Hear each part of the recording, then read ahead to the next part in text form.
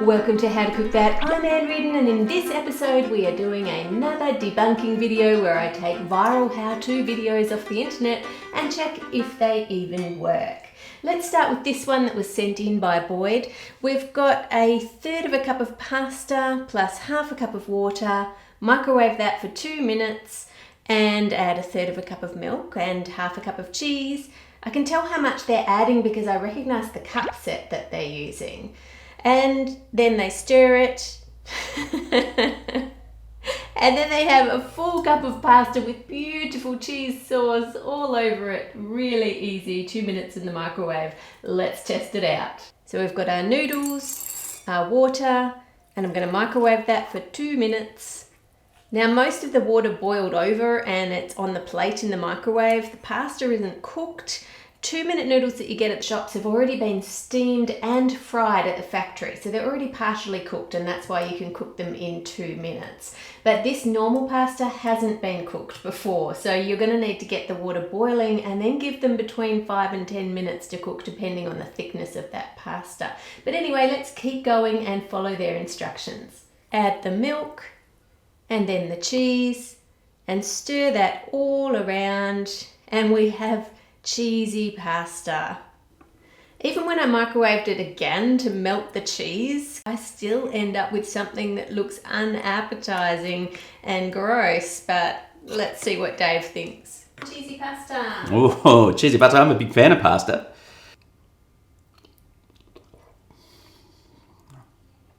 Ah, no. It's a little pre-al dente.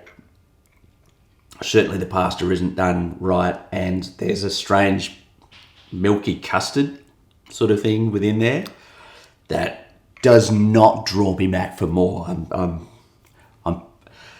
That was gag worthy. This next one is an old one from Blossom. It's been around for ages, but I saw it re-uploaded, so I thought we should probably give it a go. They take the lead from a pencil and put it in the microwave with a bit of water and end up with a diamond. Like, if that worked, we'd all have more diamonds in our house. Lots of diamonds everywhere. But of course it doesn't work. Even 5 Minute Crafts has done a video saying this doesn't work when they tried it, which is interesting because in the same video by 5 Minute Crafts, they say that if you get an iPhone that's broken and you put toothpaste on it and you wipe it off, it doesn't fix the iPhone screen. So they're debunking that, but who was it who came up with that in the first place? Who was it who made a video with that on the thumbnail that went viral? That's right, it was 5 Minute Crafts. So 5 Minute Crafts is debunking themselves now, finally admitting not everything we say is true. So they've gone from debunking each other to now debunking themselves. I guess that's progress. Don't know. Anyway, the reason that you don't want to follow this tutorial is if you put graphite from a lead pencil in the microwave, it can actually react with the microwaves, particularly if there's any oil from your fingers or anything oil on the bowl, it's going to have an effect. Let me show you what happens when I put a thin pencil lead in the microwave.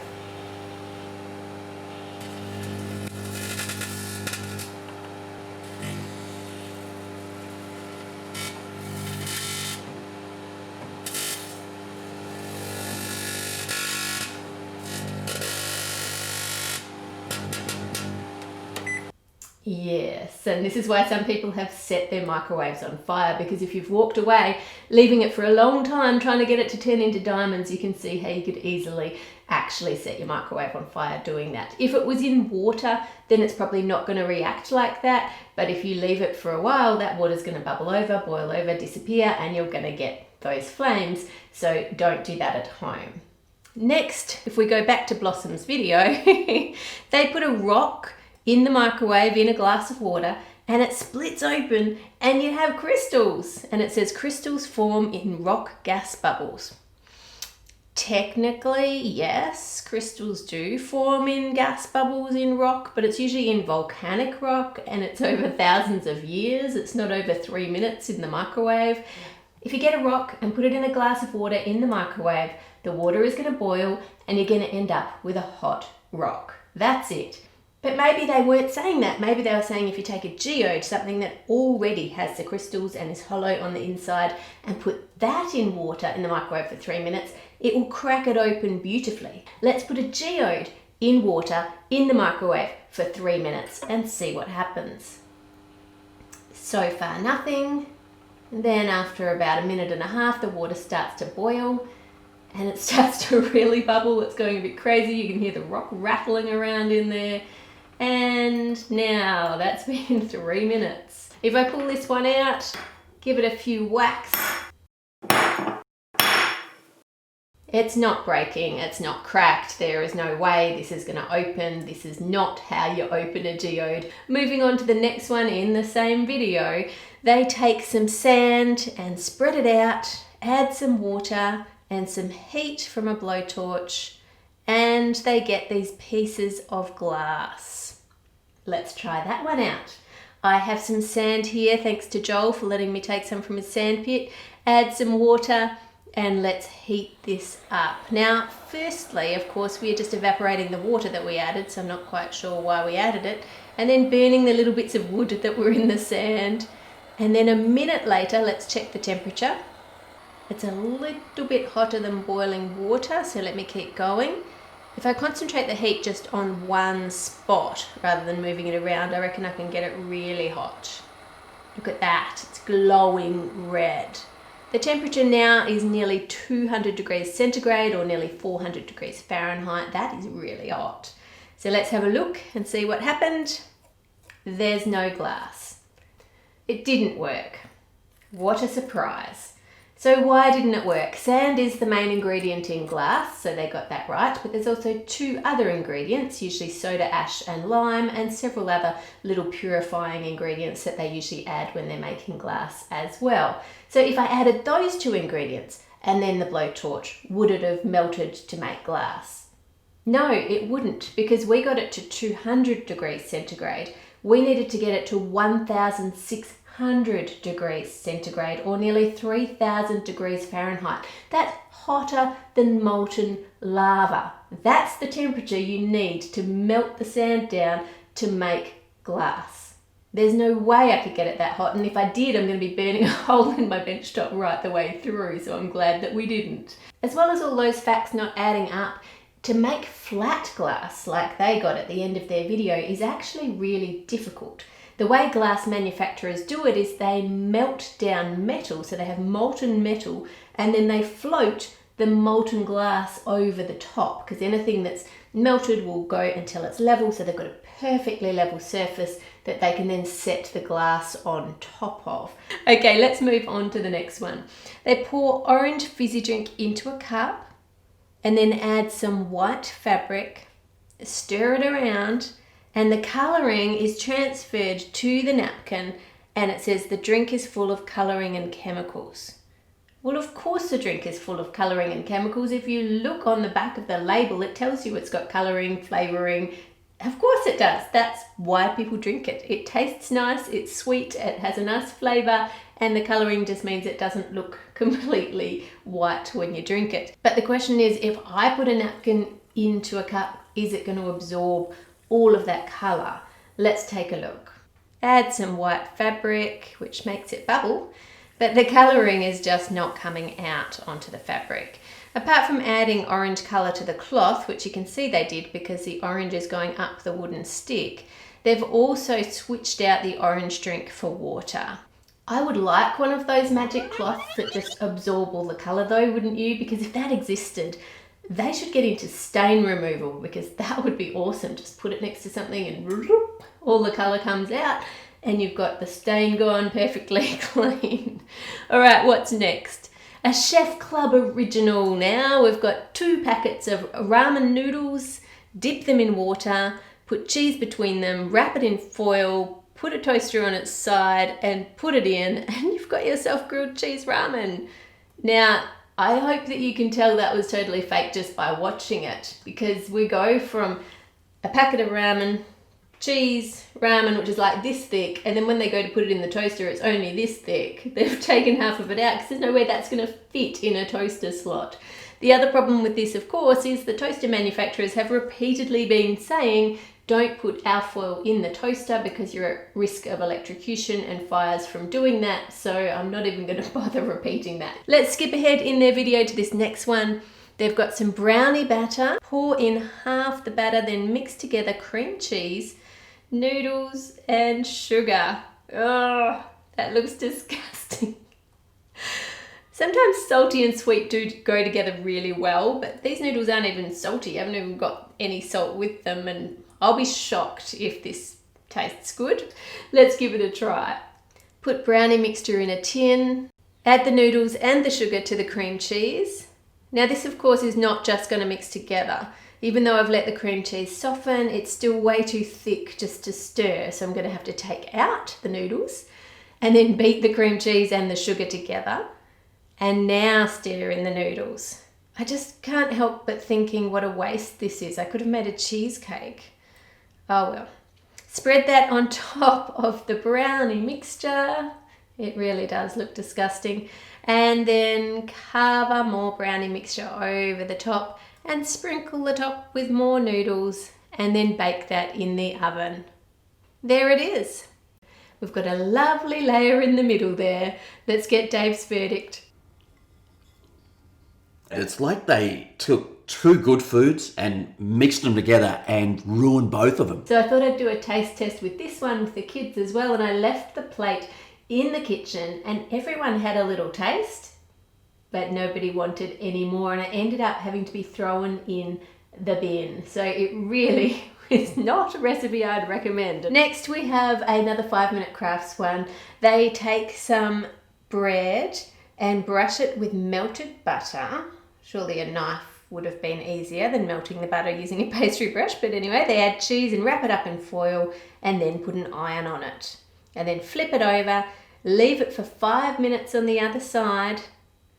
Now irons are flat and they are hot, so I don't see why this wouldn't work, because basically it's like using a cheese toastie maker and you're just doing one side at a time. It should cook the bread and melt the cheese. Timing is tricky because you can't see what's happening, so whether it's going to burn it or not. The only other issue might be that my iron has an auto switch off function. I don't know if yours does, but if you leave it down flat and you're not holding the handle, it will turn itself off. But I'll still leave it for the time they said. It should turn back on when we flip it over, so you've got a bit of time with it there as well. They might have got this idea from this really old picture of Johnny Depp in the 80s making cheese toasties this way, but they didn't have the safety feature back then, so it'll be interesting to see when we unwrap it. And look at that. It actually worked. Woohoo! Beautifully toasted cheese toasties. So if you're in a hotel somewhere, there should be an iron in the hotel room normally, and you can have cheese toasties to your heart's content. Might be a lot cheaper than room service would be. Next, we've got pancakes, and they are dipping the bottom of the pan in and then flipping it over. Why? You have the tool that you need to make the pancakes in your hand. It's not like if you're in a hotel room and you only have an iron and no other way of cooking. You have a stovetop, you have a fry pan, put the pancake batter in the fry pan. If you go back in time to my 100-layer crepe cake, then you'll see that I effectively made 100 crepes in a pan the right way up, the easy way of doing it. I'm not sure why you would do it this way, but I will test it because someone sent it to me. I've got my pan. I bought a brand new one just for this. Dip it into the mixture. Now it didn't cover the whole area, that surprises me. Put that over the heat. And I wonder if this will damage the inside of my pan. The non-stick side is just right on the heat there. Now you might notice this is starting to overcook on the outside, but it's not actually cooked in the center. Normally, of course, you'd flip a crepe over, but they don't do that on the bottom of the pan. Now, trying to get it off. This is the tricky part. I did grease this pan beforehand too. Those edges are just crunchy. And it's even got the fry pan pattern on the pancake. Let me try that again. This one had a hole in it too, but I've spread it out to even it, and it is stuck on those overcooked sides. Let me try a different pan. Well, that's looking the best so far. It's still overcooked on the edges and undercooked in the middle, but let me fold it up. I mean, it's edible, It's just a bad way of doing something that you already have the tool in your hand to do an easier way. Next, I have an interesting question for you. Is Google getting greedy? If you live in Australia, you may be familiar that there's currently a fight going on between the news media and Google and Facebook. News media are saying that they need to pay, and the ACCC, which is like an investigative body here that's been looking into it, has agreed. They're saying that news media used to make all their money off ads. Now all that money, or a lot of that money, is just going to Google and Facebook for their ads, and the news media, local news, is going to have to shut down and pack up, which is not good for a democratic society. You want independent newspaper reporting on local news, local politics, local issues, and investigating into things. You've probably been bombarded with ads if you live in Australia. For those of you who haven't, let me show you the ads they're running. This is just one of many. Proposed laws can be confusing, so I'll use an analogy to break it down. Take a seat. So this bus we're on picks up people at their homes and drops them off at restaurants all across town. In case you're confused, the analogy is saying the bus is Google, which when you search on Google, the bus drives you to the different websites you want to go to, and the restaurants in this analogy are the websites, particularly the news websites, because they're the ones who are going through this action of trying to get paid by Google. So let's go back to it. Sure, people could have walked or driven themselves, but the bus is convenient. Under a new law being drafted, the bus driver would need to pay the restaurants delivering those customers to their doorstep. Sounds weird, huh? But that's not all. Even when she agrees to pay and starts to negotiate how much she should pay, nothing that she brings to the table is counted as part of the negotiations. Not the fact that she's delivering customers to the restaurant, not the cost of running the bus, nothing.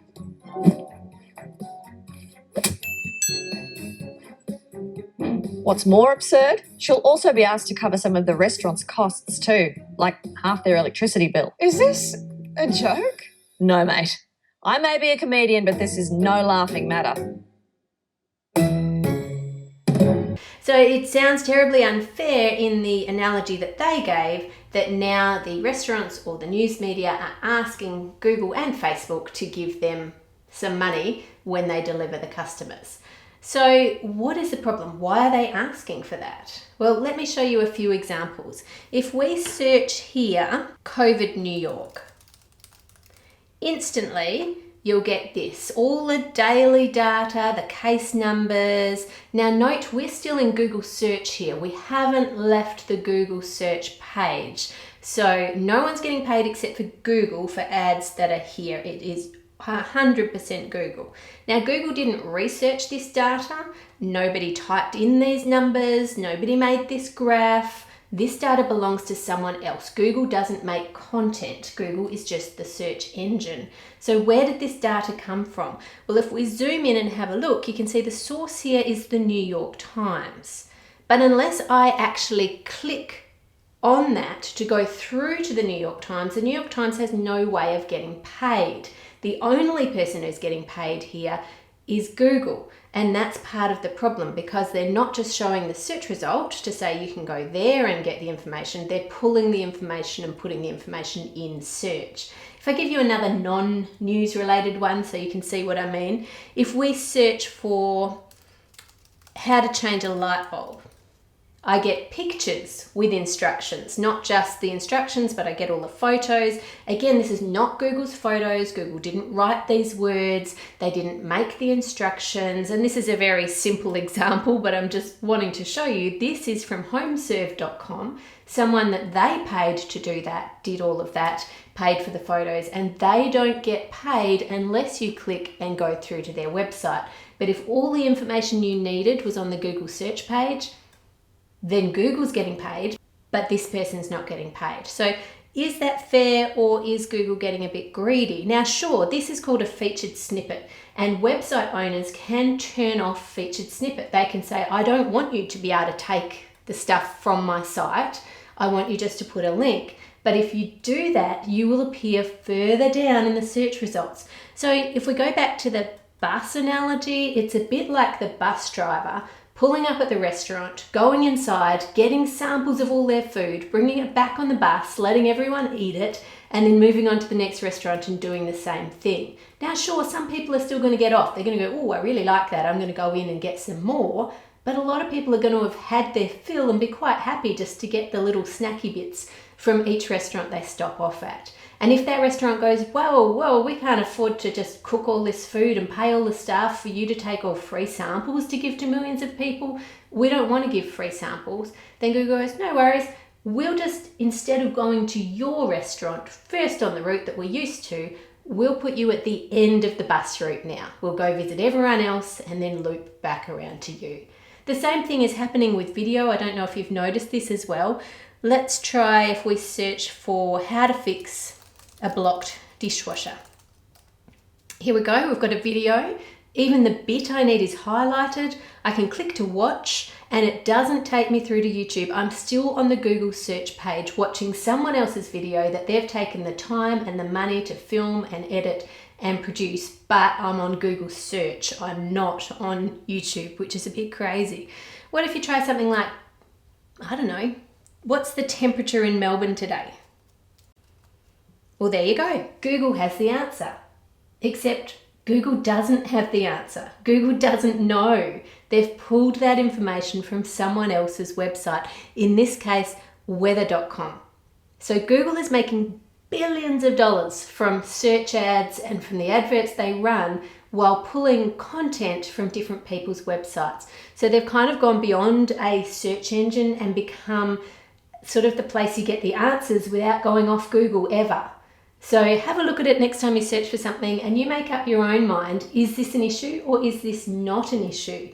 With 90% of searches that take place on desktop computers are all done on Google. So they've got a lot of power there, and most websites have no choice in how they deal with Google because Google's just too powerful, which is why in this case with the news media in Australia, the government's got involved and said, you guys need to sort something out and you need to get this happening. Now, I'm not saying the media code they're suggesting is a good solution. There's a lot of stuff in there that I'm going, I don't think that's even going to help solve the problem, but there is a problem and something needs to happen. So there you go, a little bit of information, both sides of the story. You're now highly informed. All right, moving on. We have limes and water and sugar and sweetened condensed milk in a blender, then strain it into more water and you've got a party drink. Now, I think it might be a little bit bitter with all the lime rind. Usually if you use the rind, you just use the green bit. You don't use that white pith because that's very bitter. But I don't know, it might be nice. I'm keen to give it a try. Hopefully it's not too bad because Dave could probably do something a little bit nicer. Add the limes and the water and the sugar, the sweetened condensed milk, and blend that together. Strain it, pour it into more water, and then get a glass of ice and pour it in. Now, firstly, before I give it to Dave, let me just comment that this drink settles out. So if you leave it for about 5 minutes, it's all going to settle down to the bottom, which looks really gross. So you definitely don't want to put it in a big glass dispenser at a party. But anyway, let's see what Dave thinks. I don't think this is bad. Compared to the previous one, which almost made me vomit. Okay, great. Is it good? Would you serve it at a party? Depends who was coming, whether I liked them or not. If people you liked were coming to a party. If people I liked who were recovering from surgery and needed like a healthy drink option, maybe. It's not healthy. Then no. I want to say a big thank you to all my patrons. You guys are wonderful and I'm so encouraged by your support. Gold patrons and above also get early access to the videos. So if you're wondering how did they comment like a whole day before the video went public, that's how. You can click and watch more of my videos and do all of those things. Make it a great week by being kind to others, and I'll see you on Friday.